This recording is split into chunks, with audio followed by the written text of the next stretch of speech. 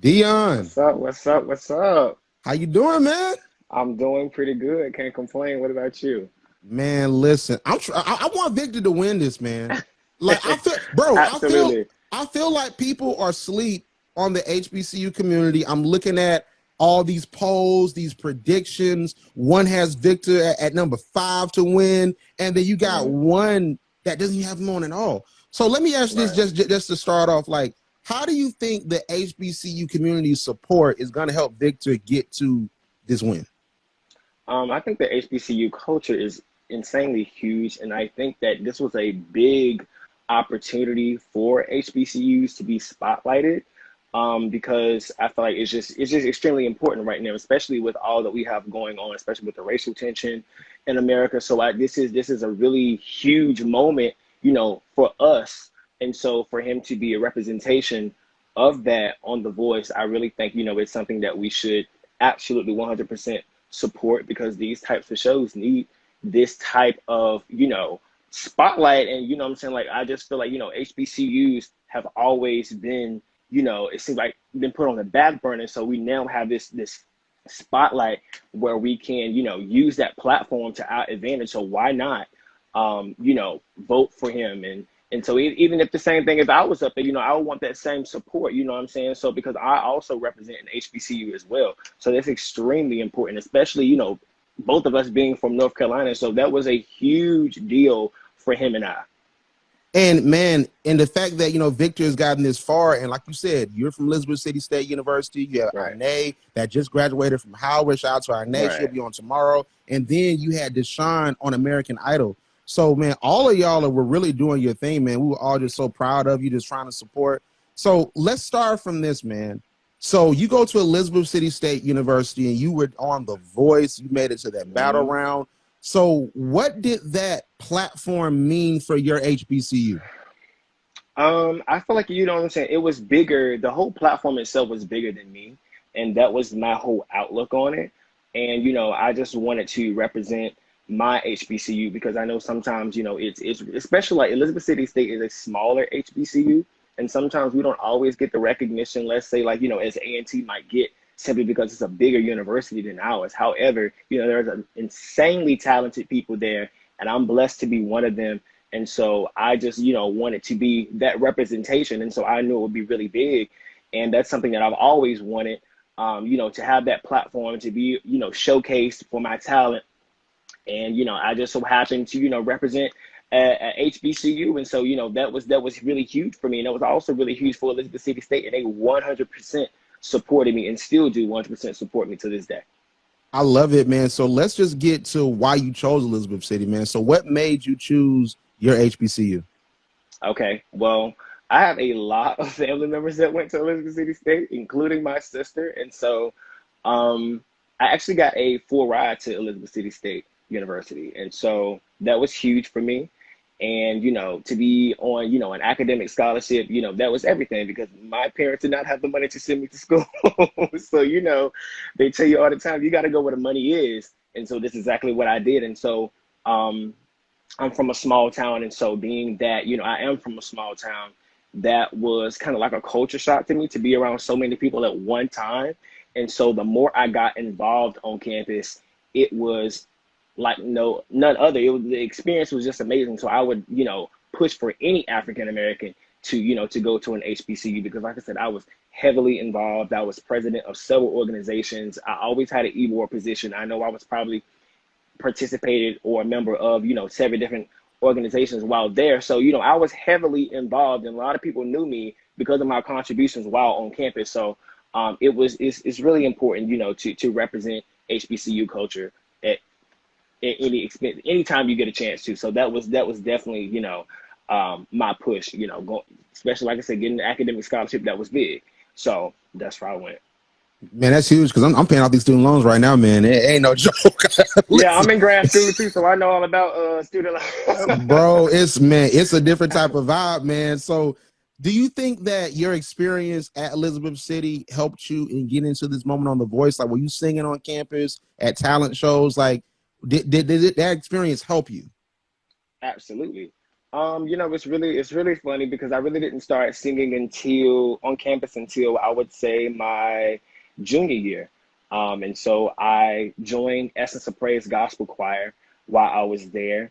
And, I had a solo then, but one moment in particular really stands out is we had a competition called BET Blaze the Stage, where we actually had BET executives come and be the judges for the talent show. And I think Rich Dollars was one of them, and so it was they had some real people up there, and so that was a great experience for me because I almost didn't do the competition simply because I just had a lot going on the other end personally, and so I didn't practice. I did practice. I maybe practiced like 5 minutes before the show started, and I really didn't care if I placed or not. That really wasn't my my thing. So I really didn't care. I just wanted to sing because I have a love for singing. And so I sang, I practiced 5 minutes before, sang, I got great feedback. One of them was just like, yo, you have a bright future, and like your tone sounds, in some elements of your tone, it sounds like John Legend. Can you sing a John Legend song? And I was just like, yeah, I can sing a John Legend song. So I sung a little piece of Ordinary People. It was just like, man, you have a gift, and you're going places. And from that moment, after the results came out, it came out that I came in second, and one of my closest friends came in first, which is fine because I feel like she put on a great production. But the thing was, later on we found out that the scores were miscalculated, and I actually came in first. Oh. So, and that was the thing. She was a little upset with me because she felt like I should have told her, that the scores are miscalculated. But I'm the type of person where, I'm saying, that's my friend. I feel like she worked hard. So I was not going to take that moment from her. I just had faith that I knew God would give me that moment back. And little did I know, years later, I would be on a platform such as The Voice, being on John Legend's team. Exactly. This very thing that one of the judges said to me, and so it was just amazing just to have that moment and to see where I am today and what I've done. So that was really big for me. So yeah, I did sing on campus a lot more after that moment. Absolutely. Wow, and I gotta pull this up because I feel like you just said something that, and we're posting some posts on Sunday. Like I saw this on Twitter. One thing about God is He's gonna show you why you had to wait. I'm like, bro, I feel like you are like the epitome of that. Like where it's like the votes miscalculated, you don't even say nothing, and then you sang John Legend, and you on team John Legend. But absolutely. I have to ask this to a singer. All right, why is Ordinary People the talent show song? Is there a reason why? That's a great question. Honestly, I think it's simple to sing, and when that song came out, it was really big. That was a really big R&B song, and that was a really big staple for John's career when he first came in. That song came out, I want to say, when I was in like high school. So was it high school or middle school? It was probably middle school, I think. Anyway, one of those. And there was, like I said, it was really big, and so I think it's like the go-to song because it's not too wordy, it's not too much. I feel like you could take your time with it. It's kind of like a ballad a little bit. So it's not too hard to sing. It doesn't require so much. So I think that's what some singers look for. Not a song like "I Will Always Love You" by Whitney Houston, which we know that will take a lot of vocal power to to perform. So we try to look for easy stuff to get away with. So I feel like that's probably like one of the main reasons. It's just an easy song to sing. I feel it, man. And of course, like Victor had that moment when he sang Ordinary People with John Legend. So I just think like, and that was John Legend's defining song. Like, that was his opening into the industry. So I've always noticed that from middle school talent shows to literally like shows such as The Voice, people sang Ordinary People. So I want you to take us on memory lane, man. So I don't know if you've seen an HBC post Instagram live before, but listen, one of the reasons I've been having a hard time paying my student loans, and one of the reasons why is because I spent so much money on all of this equipment. All right, and Instagram not gonna bully me.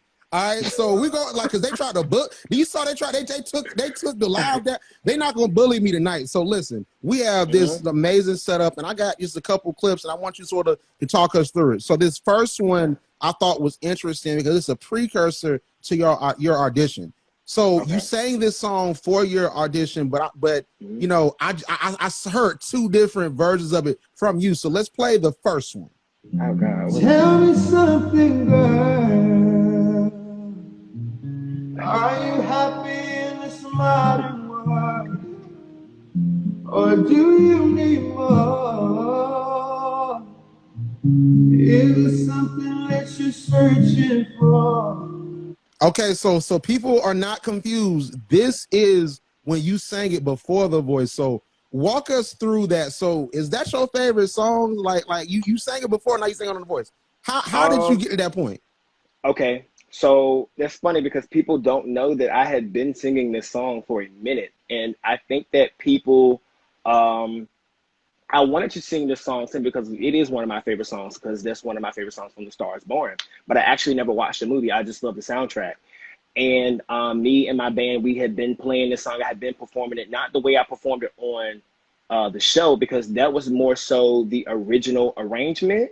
But yeah, I had been singing that song, and it's a song that I've always loved. And I think that, you know, when I chose that song, especially for the show, I wasn't surprised when I got it, simply because I was just like, you know, they probably want to try to see what I can do with a country song as an African American. And I knew what I was doing. It was very calculated, because I knew that's something that people would not expect from an African American. A lot of times, we African Americans don't like to touch country, but I'm the type of person where I'm not scared to tamper with other genres, because I feel like, you know, if you were raised in the church, I feel like singing gospel music is the foundation to be able to sing anything. And so I feel like if you can sing that, you can sing anything. So I pride myself on being versatile, and I pride myself on being able to rise to any occasion, regardless of what song someone gives me. I just make it my own. And so that's what I did. And so, you know, when I found out that, you know, I was doing, that's the song that they chose for me. And, you know, we practiced it, and I was like, you know, I'm trying to figure out what arrangement I can do with it. It was totally different from how I perform it with the band.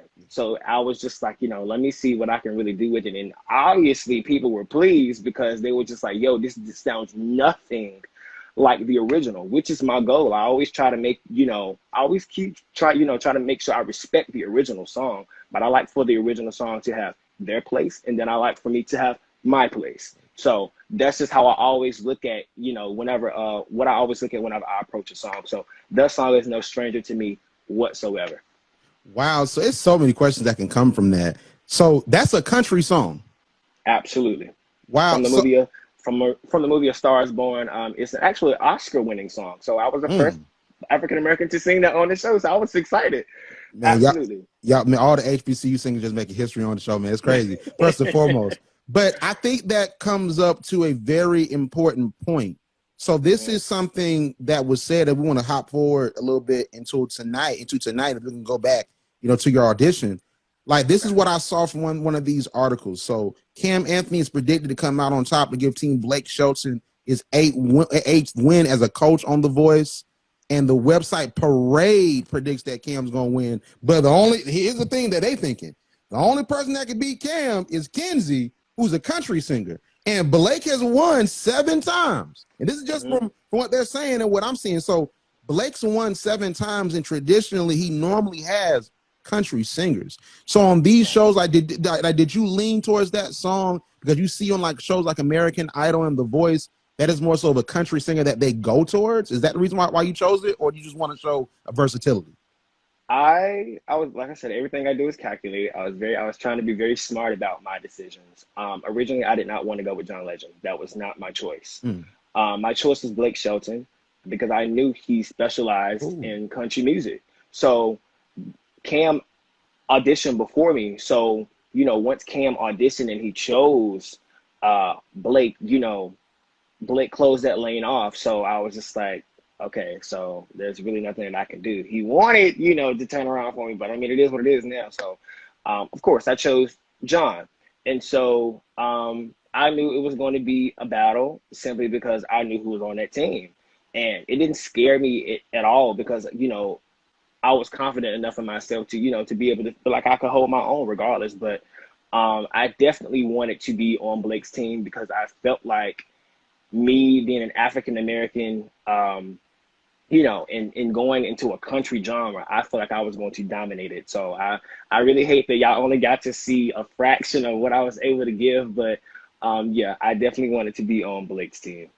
So what's interesting is I actually went back to the one with Cam, and Hmm. John Legend wanted Cam, but Nick blocked John from getting Cam because he thought he was gonna get Cam, but Cam didn't even pick him. So Nick blocked John, and Cam blocked Nick to get to Blake. So what you're telling me Basically, is that so if Nick never blocked John, he probably would have picked John, and you would have picked Blake. Is what you're saying? because Cam wanted John. Wow. Oh, Cam wanted John. So yeah, that's how that works. So I would have never been on John's team had had John never been blocked. I'd have definitely been on Blake's team. bro, like, see, we getting you see how we getting the exclusives? Like, who else is doing this? Yeah. Bro, because I was thinking, because I was like, bro, that was so dirty that Nick had blocked John, and Right. John was sort of perturbed by that. You know what I'm saying? He was Yeah. like, bro, this man really blocked me. Like, he really just blocked me. Like, that's crazy. So it's like the order of that really put the teams where they were, and even the results where they were. That wow. All right. So let's Yeah. get to the audition. So we played, the one rendition. So immediately when I was in editing and I was editing things together, I noticed the change. So let's listen to your audition. Okay. Tell me something, girl. Wow. Are you happy in this modern world? Or do you need more? Is there something else you're searching for? I'm falling. And all the good times I find myself lonely. So I'm not a singer, but what I noticed was that on that part, so from the first, audio that we heard to this one, I heard you from jump with the first one, sort of giving that power and giving that range. With this one, it's like you were walking them down. You were like, first y'all gonna hear this soft part, and then you gonna hear me go crazy with it. So, and I noticed a lot of folks be doing that. So, is that the plan when you do the audition, to sort of start off slow and then you really just go crazy and then hope for some chair turns? Is that the plan?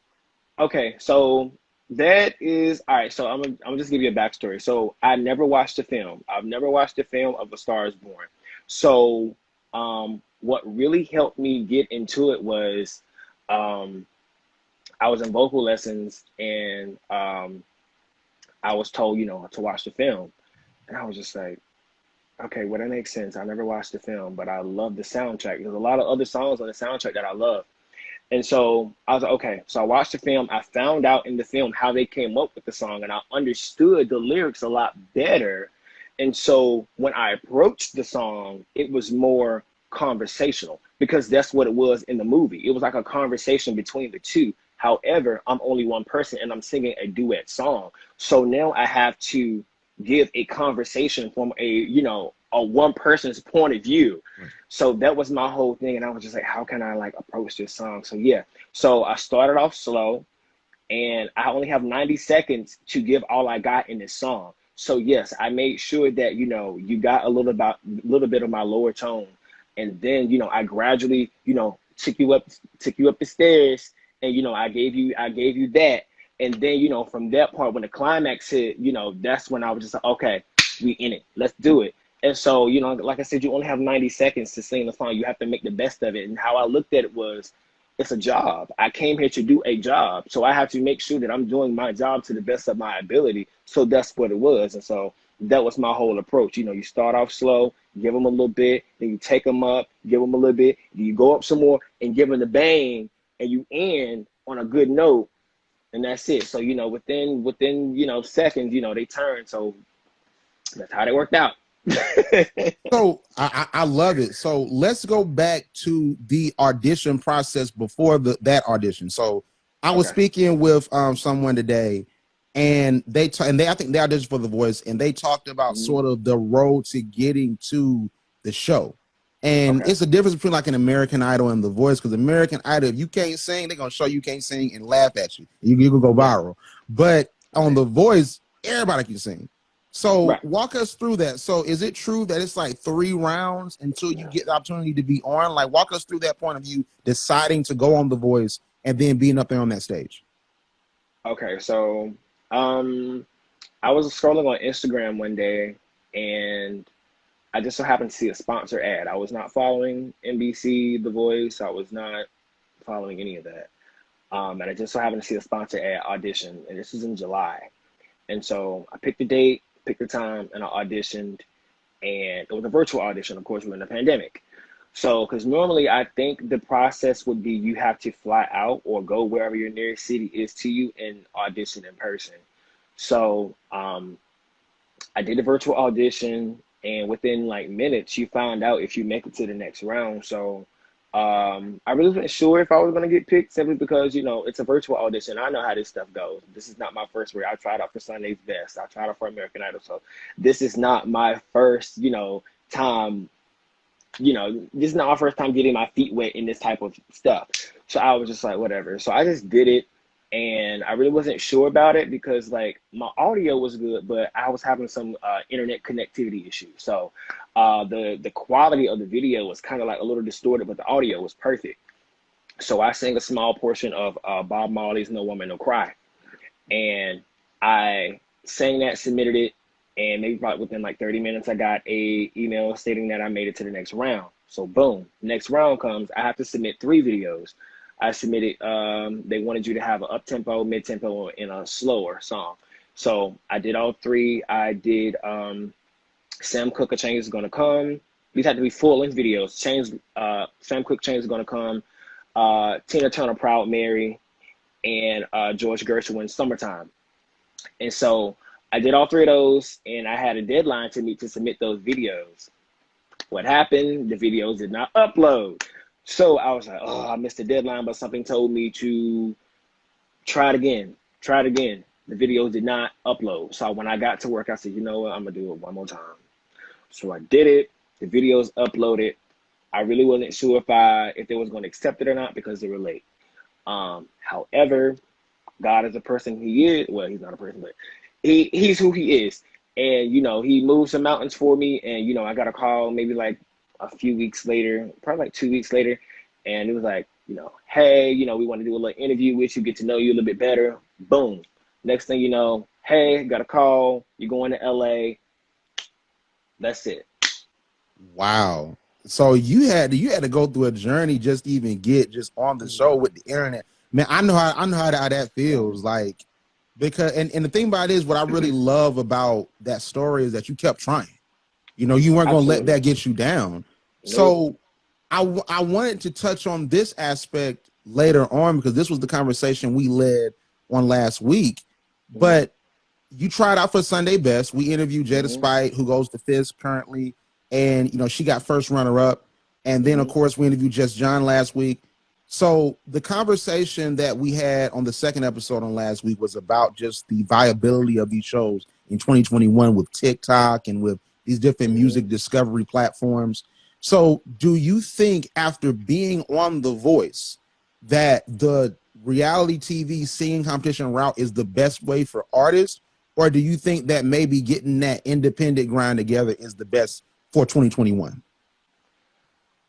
Okay, that's an amazing question. I feel like because I've done a lot of research on my own prior to this show, because I'm really big on studying the greats, and then I also pay attention to what's current as well. And so you see so many people who are in fights with their labels trying to get released and trying to get what's owed to them, trying to fight for their masters. And so you have to take all that stuff into account when you're dealing with music, because the music industry is very, it can be very conniving. It definitely can deal you a bad hand if you're not smart. And so I definitely took it upon myself to educate myself on, how the industry goes and how it works and what contracts are and what you're signing and what you're not supposed to sign, what's a bad contract look like, all of this stuff. And so I feel like at this point, I think the show is great for you exposure wise. Do I necessarily feel like it's the best for you long term? I feel like it's kind of like I feel like it's a Yeah. um I feel what you're trying to say. I feel what you're trying, because I don't think you're trying to say, oh, it's terrible, don't do it. But yeah, I feel it's like, not. Yeah, I'm not trying to say that. I'm just trying to like when you look at okay, perfect example. When Blake said we've never had a superstar on this show, absolutely correct. When you think about shows like American Idol back in the day when they produced people like Kelly Clarkson, Fantasia, Jennifer Hudson, people like that, yes, you absolutely think about that. But The Voice hasn't done that yet. Not saying that it doesn't have the capabilities, but we haven't seen that yet in 20 seasons. So that should say a lot. You know, if Blake, who is a seasoned veteran judge on that show, can say that, then we ought to start turning heads and looking. So right, that's just, you know, me being honest, but I'm always going to fight for the independent grind. I feel like that's really smart.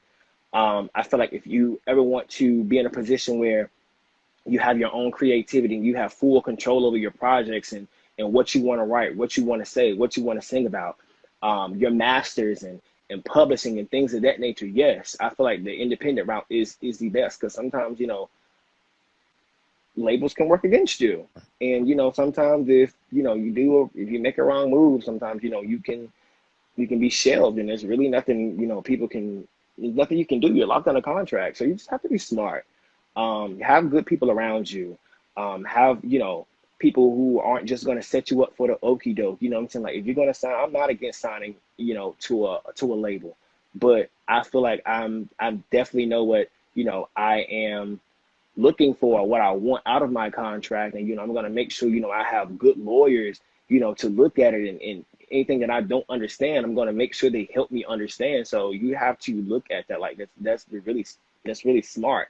So I think for right now, me, I feel like the real work comes after, you know, after you're off the show and what you do with that platform, what you do with your new followers and what content you produce and, you know, to keep people interested in you. That's what you really do. That's how you take social media by storm. Because before this, you know, one of my videos went viral on Facebook and then Instagram of just me singing. So that alone, and you know, one of my favorite singers, Leandria Johnson, commented and noticed it.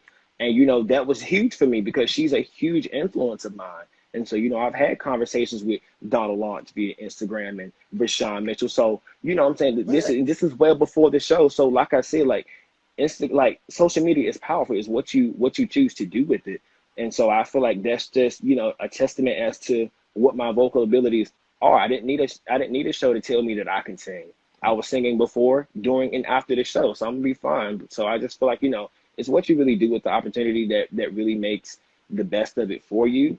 But if I was going to choose a route, absolutely independent all day. What's going on, everybody? This is Randall Barnes with HBCU Pulse. And listen, I want to let y'all know that this episode is sponsored by BetterHelp.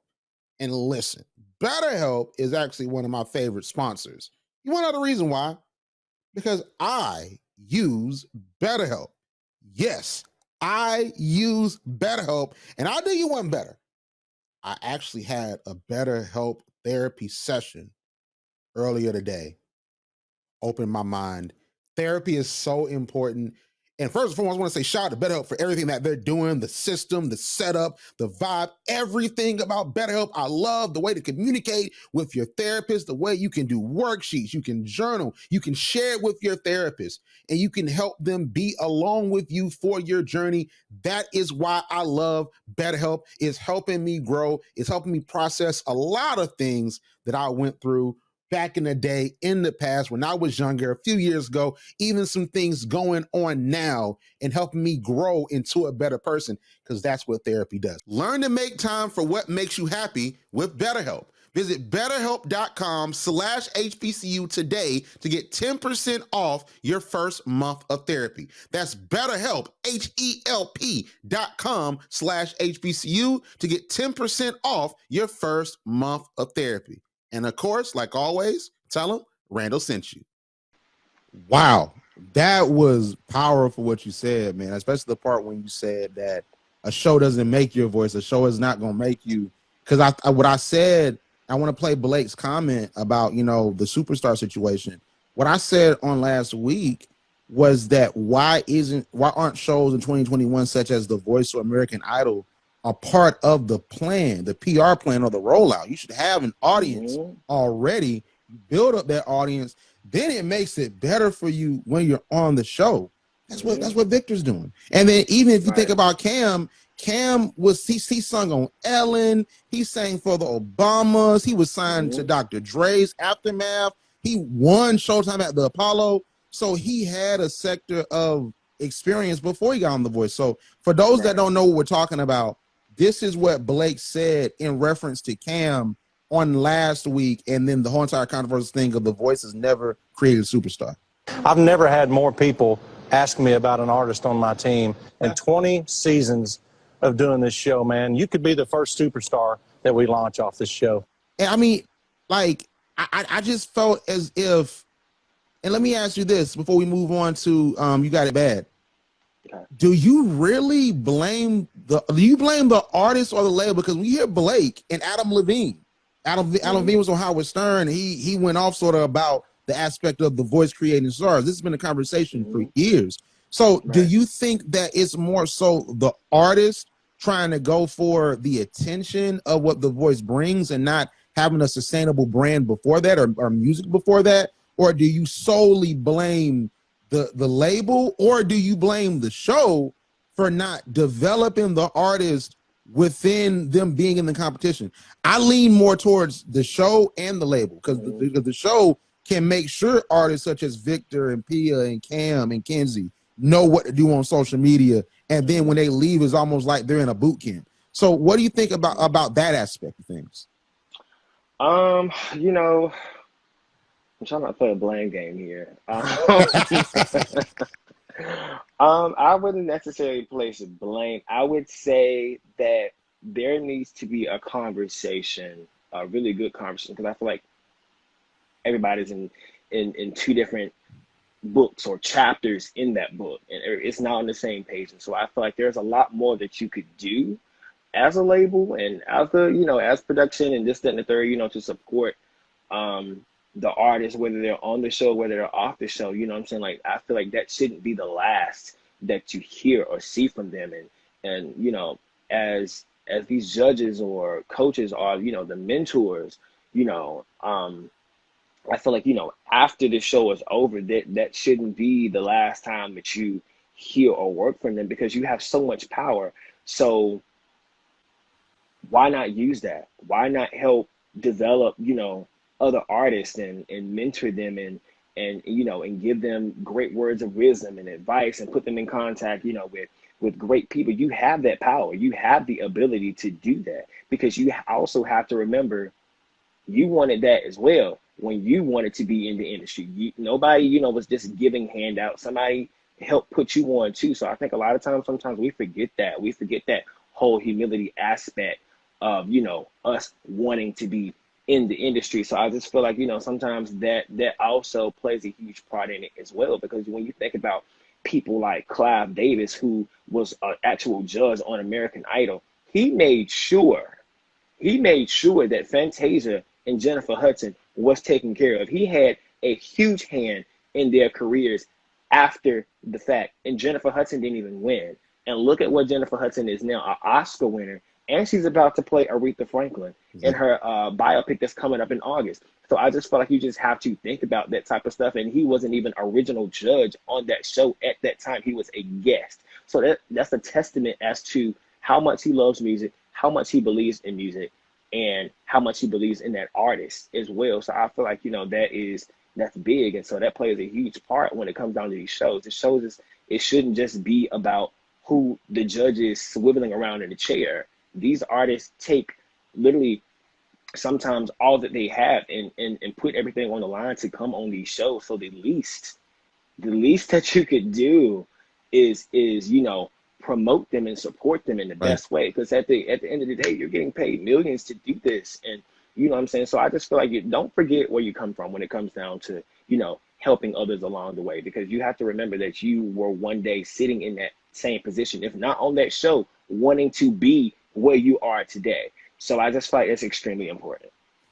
Wow, it's so many different ways we can segue this conversation, but we're gonna move on. We might have to do a part two of this thing, man. 'Cause we really going in right now.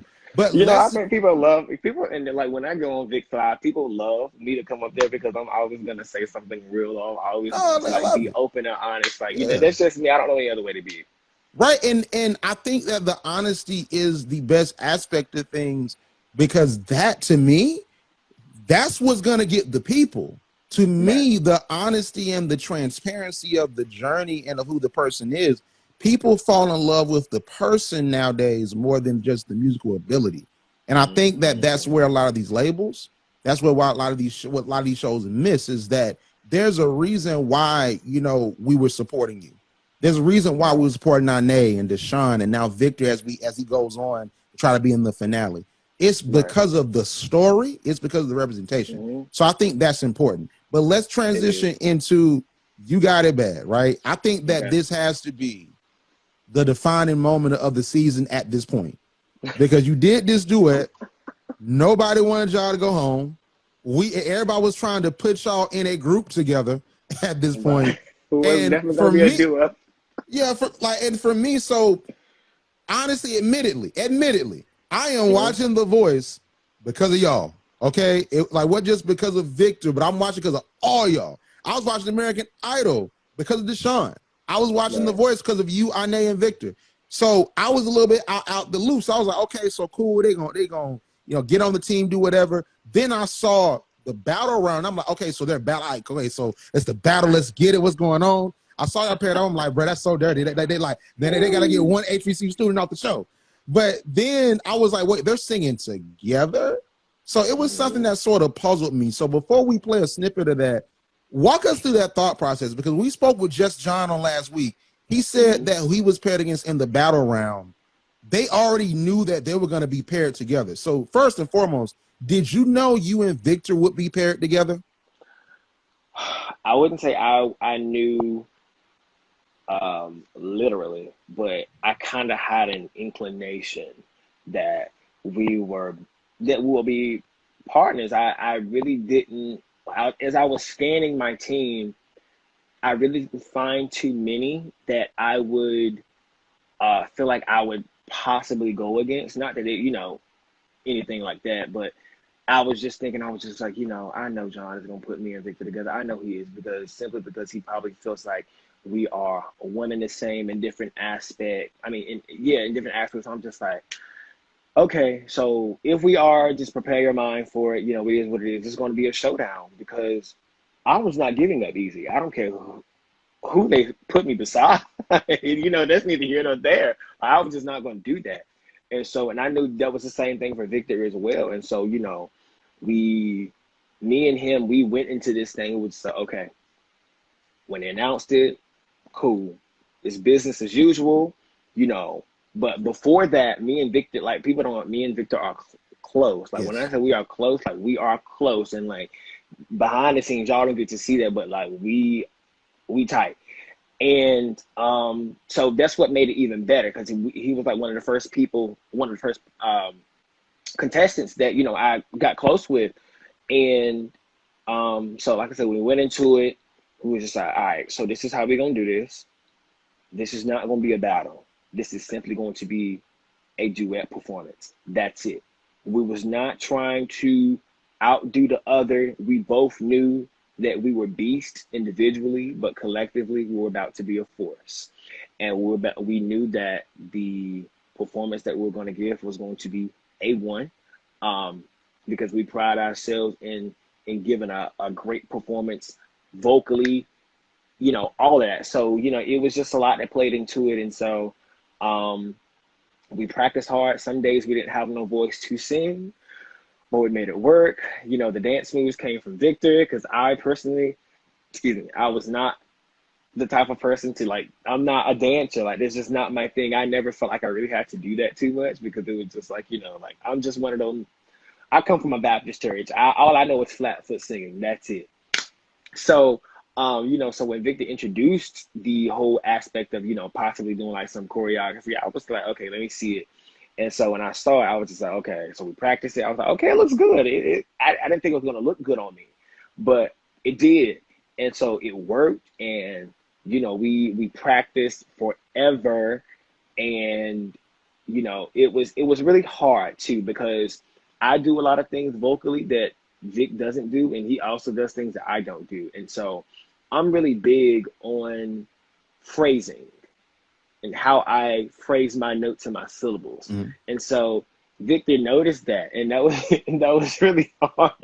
That was really hard for me, because certain aspects of the song, he was just like, Dia. He was just like, it's this and not that. I was just like, listen. It was hard, because I had to really like, consider that, I have a partner now. It's not about me. Right. And so I really had to like get in my duet bag, and I had to make sure that, I wasn't phrasing things like I normally would. I had to, phrase them how we came up with whatever arrangement together, and that's just how it was. And so we went up stage, and we did our thing, and I feel like, and even in our practice session with Brandy, we both had to, that wasn't shown, but we both had to do the song individually, and then we had to do it collectively. But what y'all saw was the collective portion. And that was a great experience, because it was funny, because me and Victor, while I was waiting to see Brandy, we were literally singing Brandy songs out in the waiting area.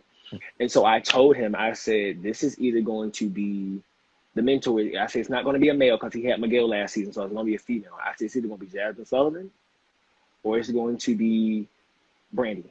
I said, why? Because they've had 2 big years in R&B, and they're staples in the R&B game.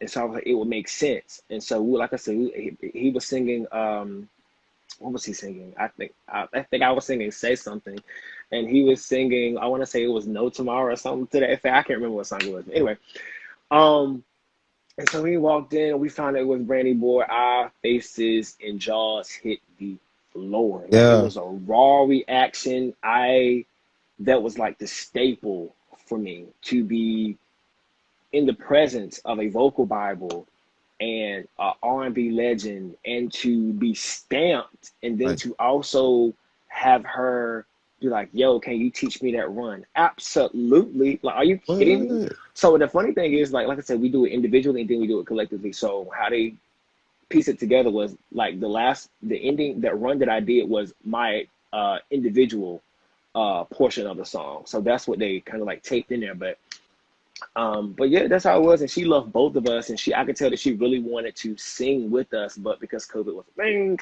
we couldn't hug, and we couldn't really interact physically like that. So that really sucked. But other than that, it was a great experience. And I feel like to this day, like, that battle will go down in the voice battle history, like, because we did what had to be done. And like I always tell Vic, he always laughs at this. I was like, we gave what's supposed to have been gave. Right. He always laughs at that, but that's it. That's what we did. Y'all understood the assignment, as we say now. Y'all understood it? That is a thing that we understood. We absolutely understood the assignment. That's it. Y'all understood it. Y'all passed it. Y'all turned it in early. Y'all did all of that, man. I'm telling you. Y'all understood that, man. We were very proactive with that assignment. Very. Man, I'm telling you. So, like, I just have to say before we play, You Got It Bad, real quick, just a clip of it. Man, that's Moesha, bro. That's Moesha. Like, that's my child, bro. When I tell, that's who we grew. Bro, if I had saw Brandy, I would have been like, listen, Kobe got to go on pause for a second. I'm not gonna hold you. That's Moesha. Wait a minute. I'm like, hold up, wait a minute. Right. This is the Randall that after school we watching Moesha on UPN that has to go hug Moesha. Like, bro. Right. Like, and then I would have asked her, the first I would have asked, I said, listen, man, first of all, man, I love you. You Moesha to me. But let me ask you this. What happened to Miles? He just disappeared and never came back. What happened to Miles? Like, yeah, we don't know. We don't know to this day. I don't know. So, like, Miles still kidnapped at this point. We just don't know. Like, Miles kidnapped, watch The Voice in the Car at this point. We don't know. Anyway, man. Anyway, let's play You Got It Bad real quick. And I want you to let us know just about that moment on the stage. Let's play it real quick.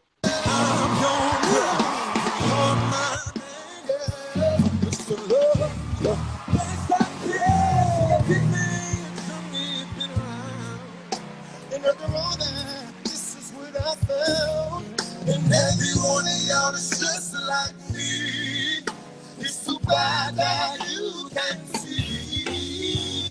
Man, when I tell you that was the hardest clip to clip out of everything that we've done so far, because it's like you just wanted to keep going, and like how y'all came with it. So let me ask you this. So I asked Just John this about his time on season 19.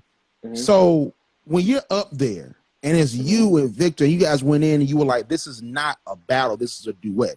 And it's like, okay, we got to choose somebody and not choose. What is it like? Like, do they really just make it at this point, was it drawn out where it's like, I'm gonna make y'all wait and your heart gonna be bumping? Or was it like, I choose Victor and then you just move on, or I choose Deion? Like, what, what was it like standing up there on that stage? Was it like forever? Or was it just like, boom, over, all right, Victor, see you later? It was nerve-wracking. It was very nerve-wracking, just to kind of like hear, the critiques and this, that, and the third, because like, in your mind, you feel like you did an amazing job. And so we don't get to hear what we did until it airs on TV. So, when you hear the critiques and you don't really agree with them, and then, you get booted off and whatever, and they say, but like I said, before they even got to me, of course, it was just like, John gave his spiel, and he said what he said about me. Then he was just like, I choose Victor. He said I choose Victor. Victor goes off the stage, and from that moment it's just me. So it's kind of like what's really shown on TV. Like nothing, they didn't cut or they didn't edit any of that out.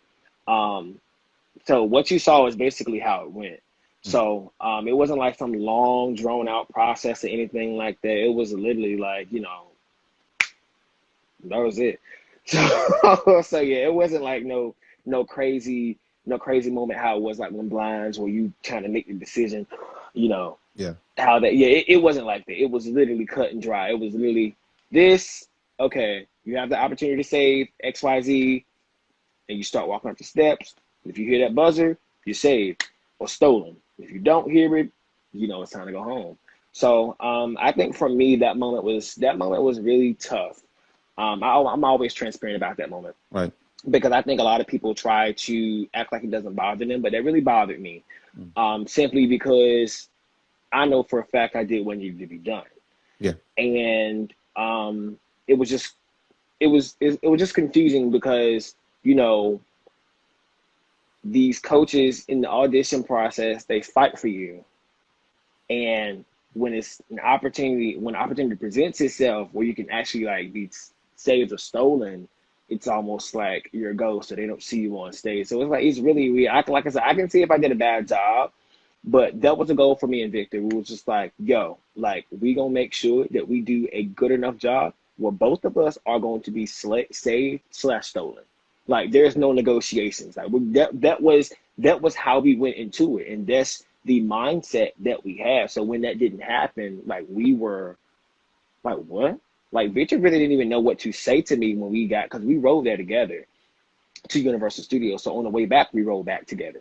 And so he really didn't know what to say to me because he was like, at that moment, what do you say? You know what I'm saying? Like he was just confused. And even the producers, when I walked off stage, they apologized, like Deion, like it was like they saw a ghost. They didn't know what happened. It was just like they were just confused because they felt like the performance was A1. So we're just like, what? So we were all in a state of shock at that point in time. But yeah, like I said, Victor didn't know what to say to me, and rightfully so. I get it because what I'm saying. Like I said, we were conjoined at the hip before we even we're battle partners, and then we got even closer as battle partners because we worked day in and day out on this show, changing stuff, getting critiques, going back and perfecting this and doing that and listening to the clips over and over again. So it was just a lot.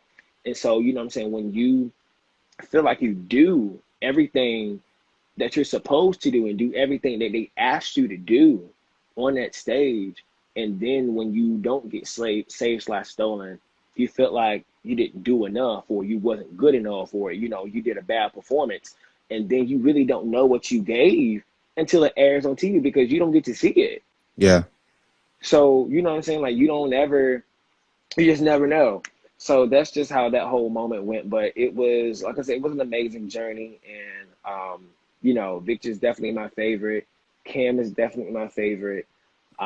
So, I'm definitely rooting for them and the rest of the cast.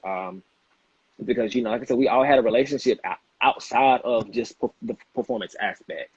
So, that's just what it is. Sometimes, the cookie crumbles that way. And, sometimes God will spin the block for you and give you another avenue. And that's just who he is. So this is definitely not, the last you'll see or hear from me. So that's just, my belief. First and foremost, we gotta put that in the Hall of Fame. God gonna spin the block for you. All right, that's the first thing, right? Gonna spin the block with the strap. He gonna spin the block with it and With the shoot strap, them that's it. shoot them blessings at you. All right, that's first and That's foremost. it. Also, let's just say what should happen. Blake should have stole you. All right, listen, I've been on Blake since we started this. All right, first and foremost, I'm the person that said, we got an audience here. I'm the person that said, like, oh, because I don't want to think of like Blake didn't know that John Legend sang Glory allegedly, and then like Starla, who's my co-host, was like, you think Blake watched Selma? Blake didn't watch Selma. Let's be honest. First and foremost, he did not watch no Selma. But first and foremost, I'll be the one to say it. But also, he should have saved you. Like the opportunity was there, So I feel like first and foremost, I blame Blake. First and foremost, they will apologize for Blake. First and foremost, but outside of that, in all seriousness, man, all this support you have here, we're live on Instagram. All the support you have in here, like just all the support, I've been seeing on your social media, and when you all go live, it's big, and it's definitely not the end of the road, because you have the right mindset, you have the skill set, you have the talent, and it isn't the end of the road because you're building upon your brand and you're already connecting with people. So man, like we not worried about it, man. We're not worried about it because Absolutely all of y'all not. are amazing, man. You in grad school, you represent for Elizabeth City, man. You really are a legend at Elizabeth City, man. Like you got to realize that we talk about you 10 years from now. I'm like, man, Deion was on The Voice. Remember he was on The Voice. You know what I'm saying? Like, come on, man, you did that. So let's get into some analyzation, man. Let the play-in tournament for basketball starts on tomorrow. So let's put on like our analyst hat, right? So I'm gonna give real quick. I'm gonna give my people that I think is making it to the top 5, right? So of course we're gonna start with Victor. Victor, team legend by popular vote. I think Victor's making it. But for the other people, so I think for Team Kelly, I think Kenzie makes it. I think for Team Blake, I think Cam is a lock. And for Team Nick, I honestly think that Rachel Mack is gonna make it, but Dana's gonna get saved in that battle. So what do you think about that list? Ooh, that's hard. Especially because I love Dana, and it's hard when you have like personal relationships with these people, so it's different. Because I love Pia, and I love, oh my God, it's hard. If I had my choice, I definitely say Cam. Yeah, Cam, Rachel, Dana, Pia, Vic. As the five. Yeah. So you don't think Kenzie? This is my. He's gonna make it. That's who I would like to see. That's what I would like to see. And I get it. Yeah, but Kenzie, he's been a consistent country singer, like absolutely so. I feel like that kind of like goes without saying. And I also told Vic this too. I was like, Vic, you have a huge support system. I was like, so public vote, that's really not a thing. I said, because when you think about like A&T itself has a huge following and has, so many support systems. So he's not going anywhere. He's allowed. But I don't know, like it's different. And I think I can say it's different simply because, or not to put your trust in that, simply because I look at my situation. I look at many other situations that I came across as well. And you would think that people would be there and they don't make it. So it's really hard to kind of like lock people in like that, because I've been shown personally, and I've also witnessed from other seasons, you know, how things pan out when it comes down to that. So that's hard to say, but I don't know. I'm trying to stay away from that. See, because I like I said, feel it.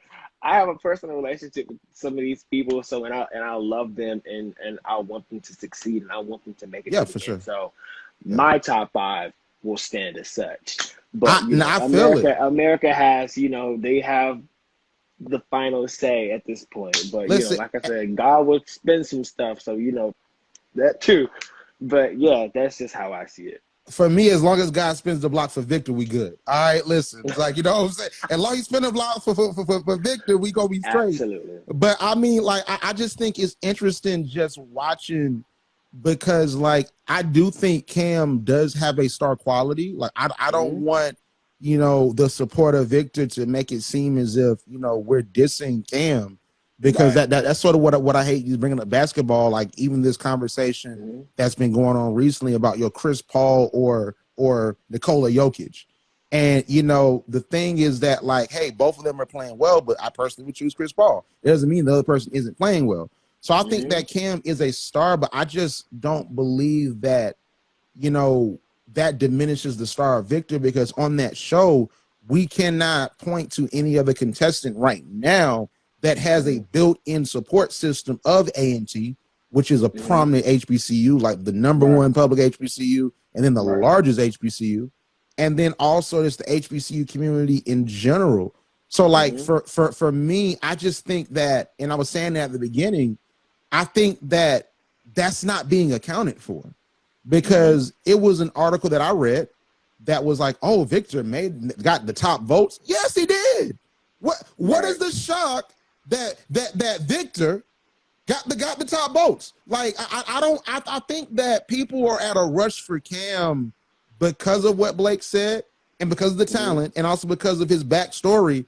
But at Hmm. the same time, it's like, I feel like the media makes their pick. I feel like y'all are gonna make your Hmm. pick, and then the HBCU community clearly is behind Victor.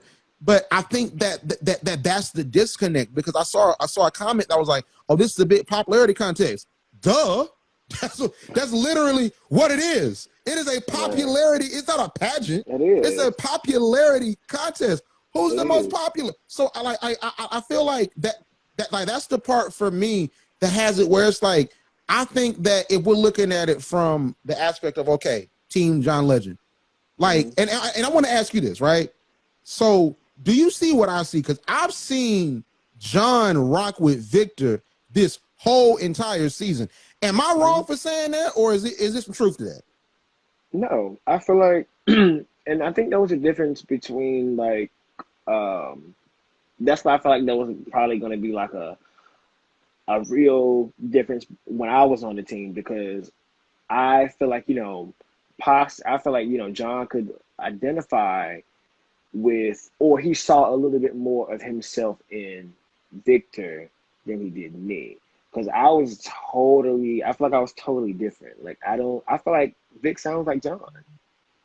He definitely sounds like John in some aspects. And so, and that was fine. And so I just feel like, you know, that, and then also, you know, he sang the song in front of Common. Then, you know, then he sang the song as, you know, for his blind auditions. I'm like, you know, it was kind of like predestined for Victor to be on John's team, and that's perfectly fine. And I think that, you know, with the HBCU support that he has, and he has so many accolades behind his name. Yeah, of course, being you know, Mr. A&T, and then Mr. HBCU. So now he's on a major platform such as The Voice, where everybody gets to witness, you know, the kind of power that he has within the HBCU community itself. So I thought that's going to work extremely well for him. And also alongside Cam. Cam is only 19, but he has done so much musically at a very young age, and it also helps him out too, which is why he's such a dynamic performer, and he executes extremely well. And so I feel like, you know, they're both going to make the top. Like, that's not even a question for me. Um, that's, you know, that's just what it is. They're definitely going to be top five. Those two.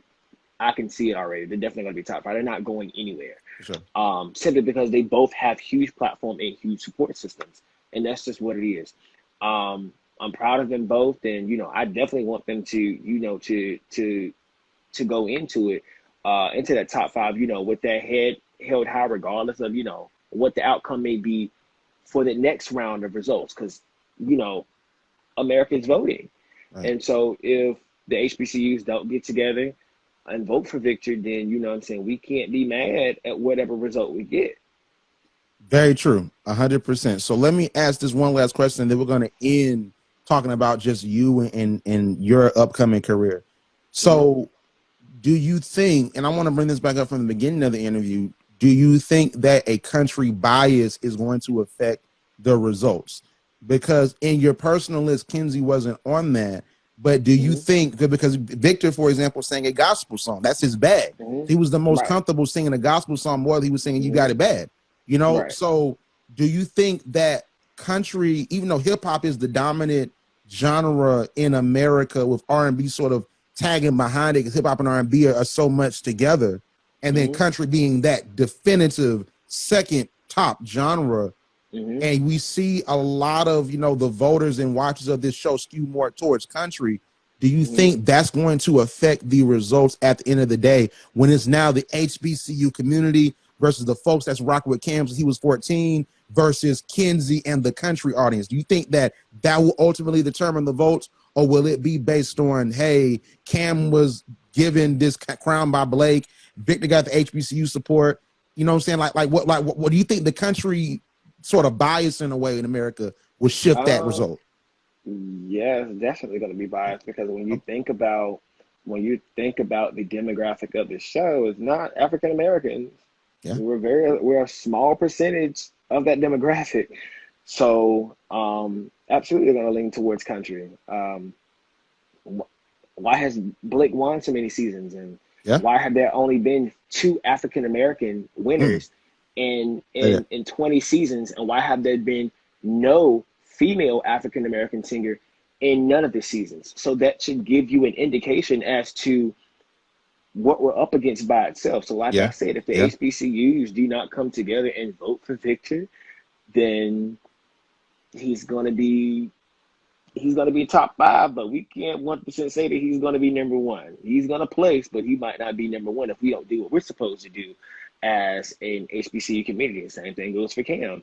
If the African American community does not come together and vote for him, then that's just what it is.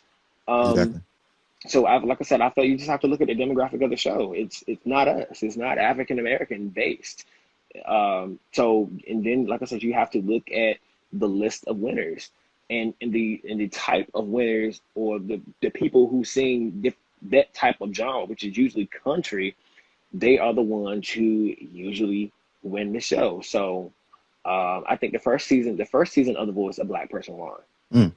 First season of the show, a Black person won. But like I said, there have only been 2 African Americans to win in 20 seasons. So like I said, you can think what you want to think about that, but that's just what it is. That's just the demographic of the show. So people gonna vote for what they truly love in their heart. Right. So like I said, if the HBCU community don't do their job, then we can't be mad at whatever result we get. However, he's going to be celebrated regardless of what place he places, and Cam as well. And and there's also Gianna Zoe, she's up there too. She's an African American, and she's young as well, and I think she's young as Cam, or if not younger. And then we have Dana, who's a powerhouse, and then we have Pia, who's so cool and social with her reggae thing. Right. So we have the opportunity, and that's what I think what made me so upset with this season. We had a huge amount of African American representation, and a lot of them were cut. Yeah. And they were amazing. And so I feel like this show really had, especially this season, really had the opportunity to expand upon that, show some diversity, and really put that to the forefront and try to change the narrative of what this show, appears to be and sounds like behind the scenes, but didn't do that. So it is what it is. But Like I said, they're definitely gonna make the top, and we just have to do our part. And if we don't do our part, then we can't be mad. Very true. Can't be And mad. I want to get this course correction. I looked up. It's 3 black winners actually. So it's Javier Colin. Cool. You were right. He won Hmm. season 1. Then Jermaine Paul won season 2. Then Okay. Chris Ballou won season Oh yeah, I forgot 12. about Chris. Okay. Yeah. Yeah. So shout out to all the black Still winners. not many. Instead, Still not many. 3 out of 20. Right. Well, the 3 out of 19. Like, listen, like Right. if you if you did a test in school on your final exam, you got 3 out of 19. You got to take that class again. All right, so I just Yeah. and That's just what it is. yeah. So I feel it. That's a great analysis, man. So many ways to go. We definitely have to bring you back, man. But let's end it talking about you, man. So you on The Voice. You had that amazing duet. You made The Voice history. So what's next for you? So you're in grad school. So do you have any singles coming out? Any songs coming out? What's up? Well, I actually do have a single out on music platforms called Fantasy. It's actually under my band's name, and that's a new band on the block. But yeah, I actually am trying to work on a project, and it's definitely going to be what I like to call country soul. Um, and like I said, I think I've never really been like an R&B head. I love R&B music, don't get me wrong, but I feel like we need something different. And I feel like, I have that country twang to be able to do it. And so that's just something I love to do. I love Jimmy Allen. He's one of my favorite African-American country artists and is very successful in country. So I definitely look up to him. So yeah, I'm definitely going to work on that, trying to eye for a winter project, if not the fall, but definitely winter this year. Try to get out an EP, but I'm definitely working on some music. I've been doing a lot of gigs and stuff like that, and of course, grad school keeps me busy. I'll be graduating next March with my master's in school counseling. So, yeah, I'm very busy. Then I'm also a probation officer, for a full-time job. So I have a lot going on. I'm a very busy man.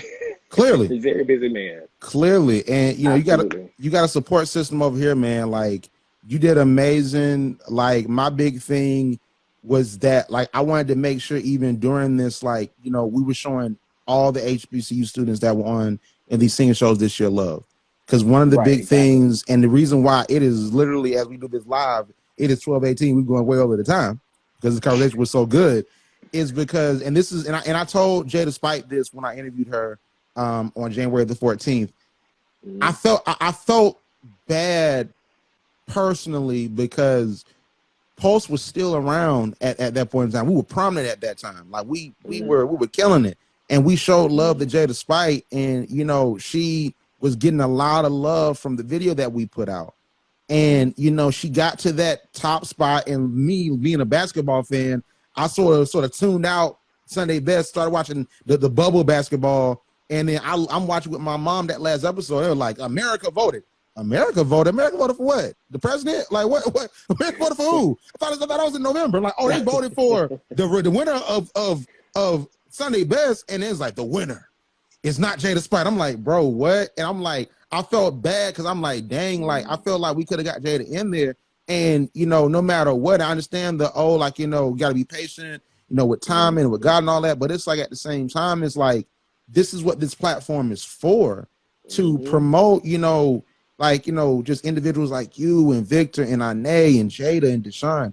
So I felt bad, you know what I'm saying? So this is, me saying, okay, this is what I wish I could have did before, and I didn't want, just from Victor taking up a lot of oxygen, because Victor is such a huge star within our culture, that we weren't showing you and Deshaun and Ane love. So I appreciate you coming on. No problem. Man, like man, send me the song, man. You see, we got the music, bro. You know what I'm saying? Like, we might play that tomorrow, man. Send it over, man. Absolutely. I will. Absolutely. Let's do it, man. Absolutely. But outside of that, man, tell everybody where they can find you. You can find me on Instagram and Twitter at Deion Q Warren, and then on Facebook at Deion Warren. So that's where you can find it. And I got to ask you one last thing. I know it's getting late, but I know you talk to Victor behind the scenes. You're already close. You hop on live every night. Tell you that I don't hop on, but I'll be seeing it. So, like, what is your public advice to Victor as he embarks upon hopefully making it to the finale? I would just say just to make sure that you are staying true to your artistry. Don't try and let, anyone turn you into something that you don't feel like you're going to be comfortable with being. Because as we all know, that's what they like to call an industry puppet. So I would definitely say go into it, make sure, and I told him this, I was like, I love the upbeat songs, that they're giving him, and he's doing all this dancing and stuff. I was like, but I told him, I said, I really hope they're not trying to turn you into a pop star, because I don't see that for you. Not that my vision matters, but I don't think that's who he is in heart, because we both know that he loves gospel music. Yeah. He wants to be a gospel singer. So that's contrary to what a gospel singer is. A gospel singer is not a pop star. So I just kind of felt like, that's where they were kind of throw him. And I was just like, I just really hope that's not what they're trying to do. But yeah, I just want him to, to be vocal about the things that he wants for himself, and to make sure, that, whatever decisions that he make, it's for, it's in his best interest, and not in the best interest of the show, or in the best interest of who he's trying to appeal to. Just stay true to you, and God will order your steps after that. Man, the only thing I'll say is, listen, God gonna spend the block for Victor no matter what. Telling you, bro, he gonna spend the block, firing off them blessings, boy, fire it off, fire. You know what I'm saying? You gonna make it happen. But I appreciate you, man. Let's definitely tap in more. And yeah, man, I appreciate you for coming on. No problem. Thank you so much. All right, man. All right, good night.